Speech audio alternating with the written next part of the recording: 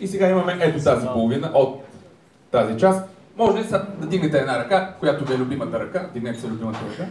Който има две, може няма. Да, задръжте така. Сега вижте колегите си, кой на кой му е любимата ръка. Здравейте, размахваме леко, вие спирате може малко по-лекичко, да няма проблем. Само не така върху другите, нали? Така помахайте и сега, ето вие, как се казвате? Ние. Мия, може ли някакъв звук да измислиш, какъвто и да е? Просто звук. Знам, почини си.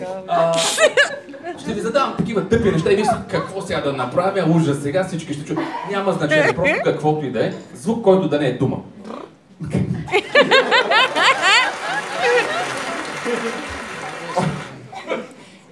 Може ли още веднъж? Това има леко плюещ ефект. Това не беше в спецификацията да няма. Може ли да дай нещо? Добре. Право сте. Казах какъвто е добре. Ми добре. Значи, пак може ли... За последно.